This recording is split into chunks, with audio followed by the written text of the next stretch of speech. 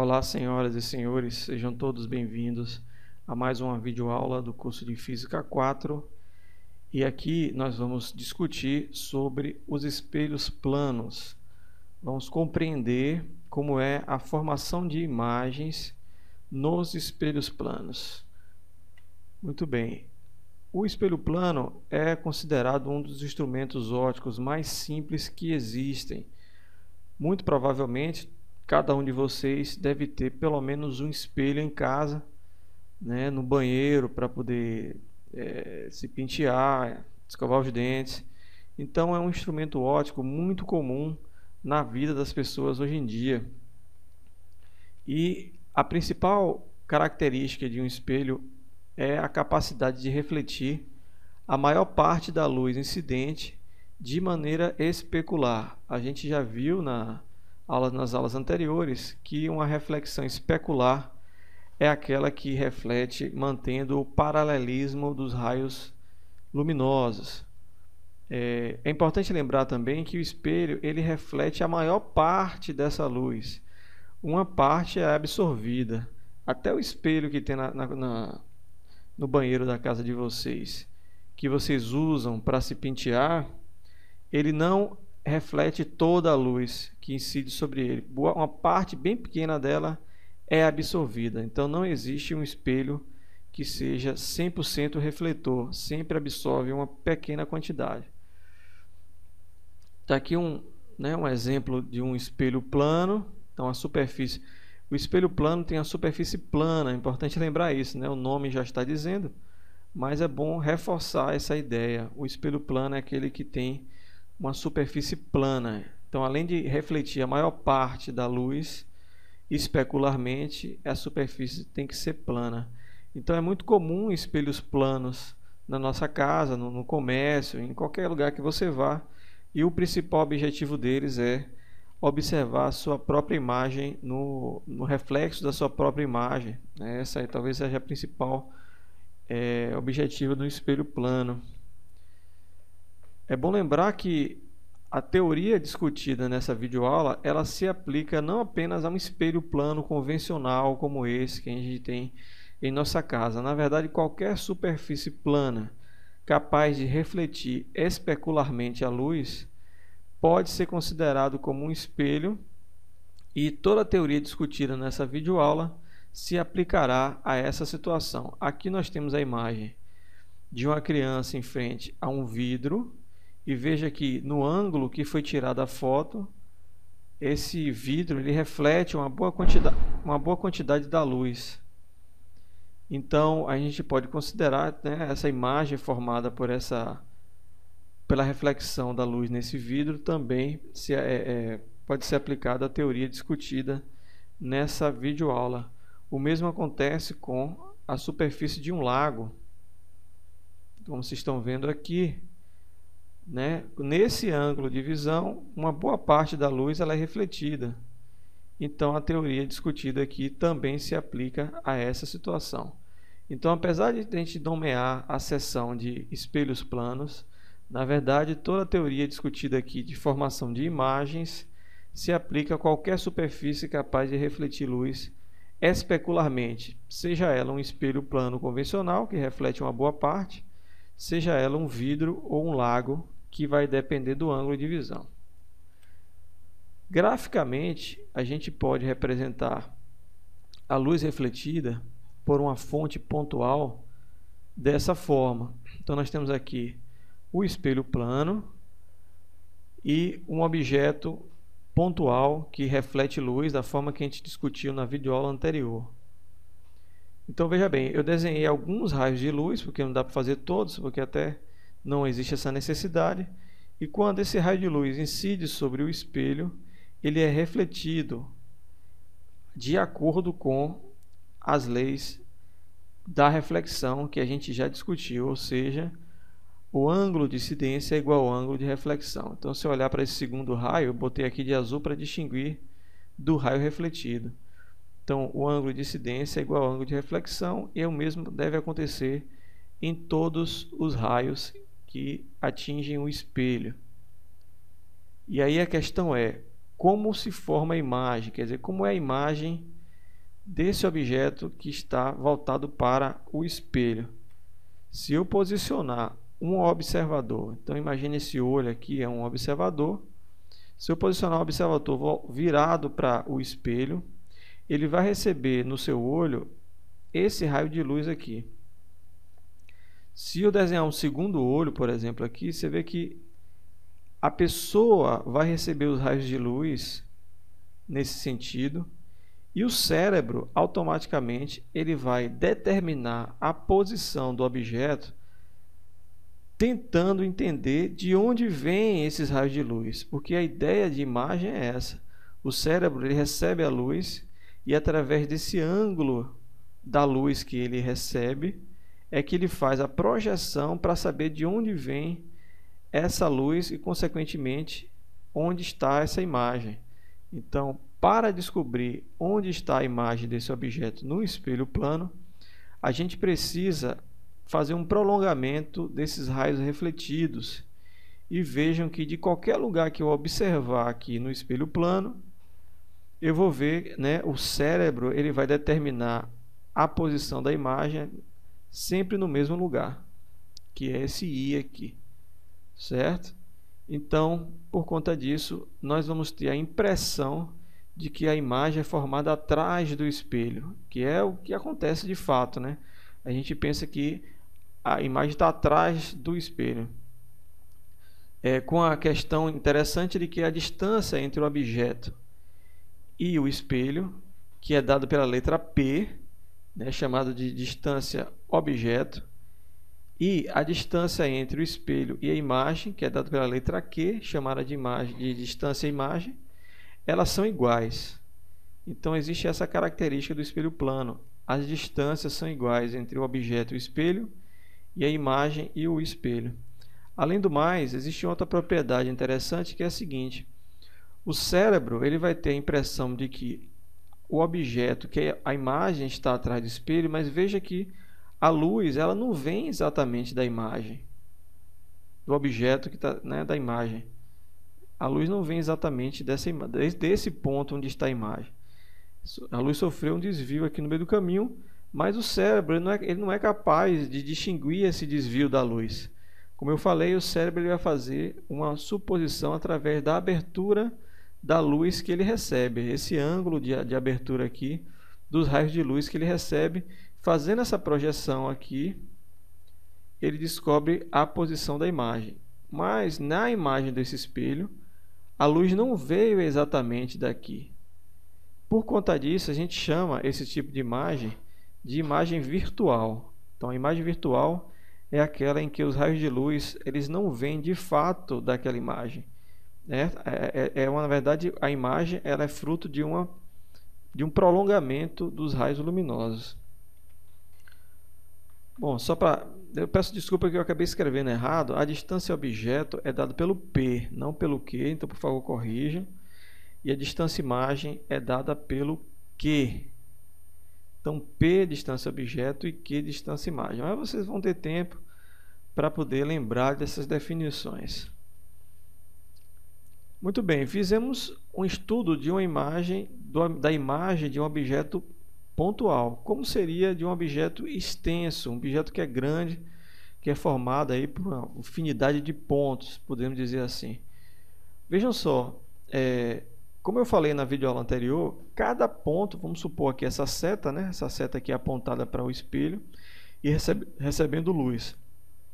Como eu falei, cada ponto do objeto ele reflete luz para todas as direções. Então, se eu pegar qualquer ponto do objeto e fazer o estudo dos raios luminosos, você vai encontrar a posição da imagem desse ponto.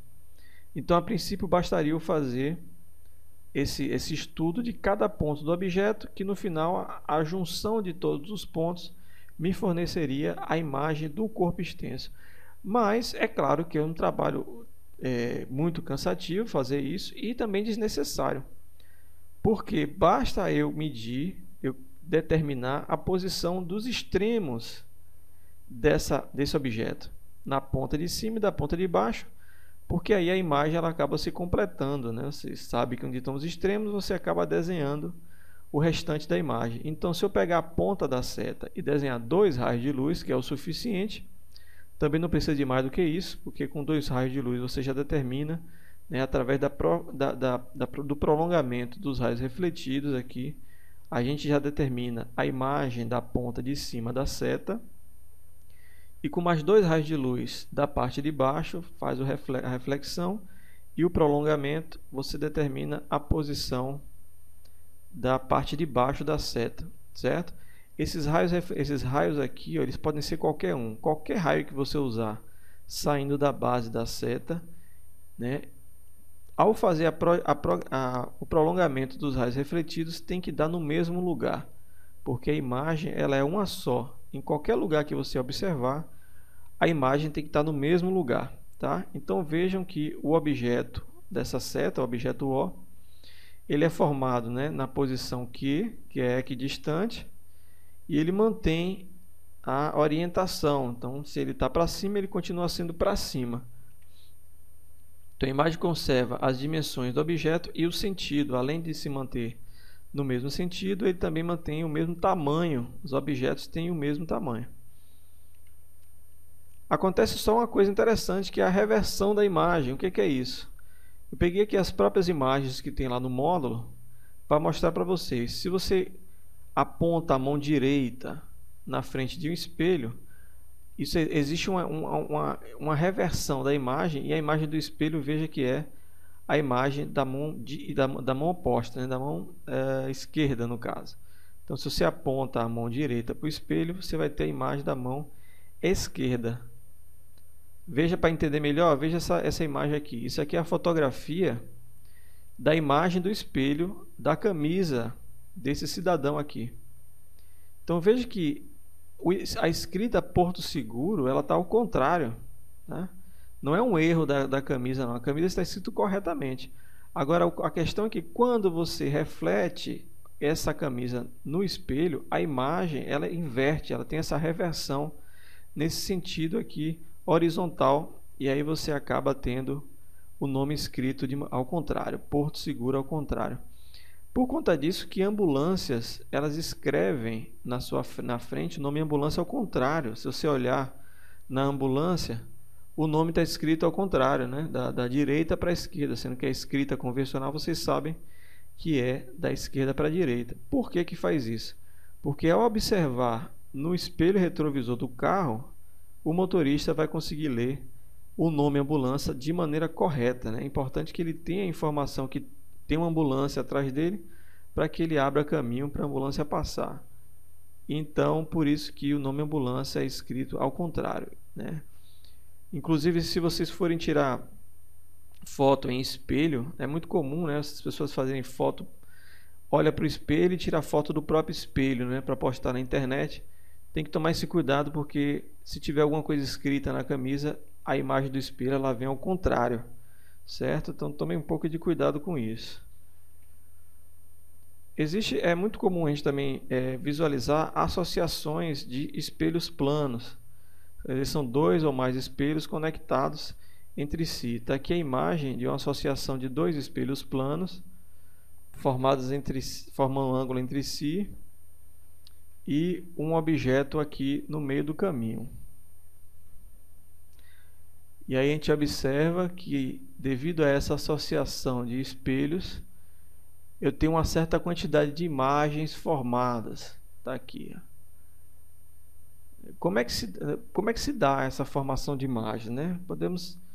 Matematicamente, a gente consegue determinar a quantidade de imagens através dessa expressão aqui. O número de imagens é igual a 360 dividido pelo ângulo entre os 2 espelhos, menos 1. Se a gente fizer uma análise do raio de luz, eu fiz aqui um desenho baseado no que está lá no material, para a gente entender melhor como é que se dá essas imagens aqui. Então, esse ponto P é meu objeto, e como eu falei, ele emite luz para todas as direções, mas nós vamos analisar alguns raios. Então, por exemplo, esse raio preto, ele bate nesse espelho de baixo e reflete. Então, peguei 2 raios dele para me fazer o prolongamento dos raios refletidos e saber onde é que fica a imagem desse espelho, desse objeto P nesse primeiro espelho. Então tá aqui, ó. Esse P1' é a imagem do objeto P no primeiro espelho, no espelho que está aqui embaixo.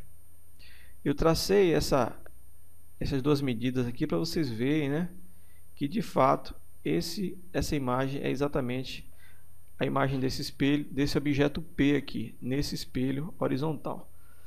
Se eu pegar mais raios de luz, veja aqui, esse raio verde, por exemplo, ele bate nesse espelho, reflete, bate novamente no outro e reflete. E se tiver uma pessoa localizada aqui em cima, ela vai observar uma imagem P1, duas linhas, aqui localizada nessa posição, certo? Veja uma coisa interessante. Se eu traçar uma reta aqui, ó, essa imagem, ela tem a mesma distância em relação a essa linha, comparado com essa imagem aqui. É como se essa imagem fosse a imagem desse objeto. É como se P1' fosse um objeto que formasse a imagem P1, duas linhas. Olha só, né? De fato, esse pontilhado azul é justamente o prolongamento desse espelho aqui. Então a gente pode considerar que essa imagem é exatamente a imagem dessa outra imagem. É como se essa imagem se comportasse como se fosse um objeto, certo? E formasse a imagem P1, duas linhas. Já se eu seguir mais dois, pegar mais dois raios de luz, esses vermelhos, aí a gente tem novamente outra imagem formada aqui, certo? Que é a imagem do objeto P nesse espelho aqui inclinado. Então se eu fizer aqui, ó, o desenho da reta, você vê que a distância entre P2' e o espelho é a mesma entre P e o espelho, certo? Então nesse tipo de associação é importante a gente lembrar. Nós temos as imagens principais, que são as imagens formadas pelo próprio objeto em si, e nós temos as imagens formadas pelas imagens principais, são as imagens secundárias, certo? E aí com essa configuração a gente consegue entender mais ou menos como é a formação de imagens em uma combinação, e essa formação de imagens ela depende do ângulo entre os dois espelhos, certo? Apenas do ângulo entre os dois espelhos, não depende da posição do objeto, por exemplo. E esse número de imagens é dado por essa expressão aqui. Bom, para entender melhor essa teoria, vamos aqui ver um exemplozinho. Então, exemplo 2.8, que está lá na plataforma, que está lá no módulo. Dois espelhos planos formam um ângulo de 120 graus, um com o outro. Apresente um esboço para mostrar a localização de todas as imagens formadas de cada ponto objeto localizado no ângulo bissetor entre os dois espelhos. Bom, eu acredito que tem um objeto, o objeto é localizado no ângulo bissetor entre os dois espelhos. Então tá aí, a representação gráfica é essa que está lá, que tá lá no módulo. Então o objeto está localizado no ângulo bissetor, esse aqui do meio, certo? E para obter as imagens, é aquela que eu falei, a gente precisa fazer o prolongamento dos raios refletidos em cada espelho. Então, para o primeiro espelho está aqui a imagem, para o segundo também está aqui. Depois eu teria que fazer o prolongamento dos raios refletidos dessas imagens principais aqui nos espelhos seguintes. Só que o que acontece, veja, é que a imagem já se localiza em cima do espelho. Então eu teria que, no caso, eu teria que calcular, determinar a posição dessa imagem nesse espelho plano aqui, nesse horizontal. Só que a imagem já está em cima do espelho, então não existe mais nenhuma imagem. A mesma coisa acontece com essa imagem aqui de baixo. Ela já está na linha do espelho inclinado aqui. Então não existe imagem, não existe uma segunda imagem desse objeto. Então a gente encerra aqui a representação das imagens. E aí, só para constatar, para tirar dúvida, né, para ter certeza que a gente fez certo, a gente utiliza a equação para determinar o número de imagens. 360 dividido pelo ângulo, que é 120, menos 1, 360 dividido por 120 dá 3, menos 1 dá 2. Então, de fato, eu tenho duas imagens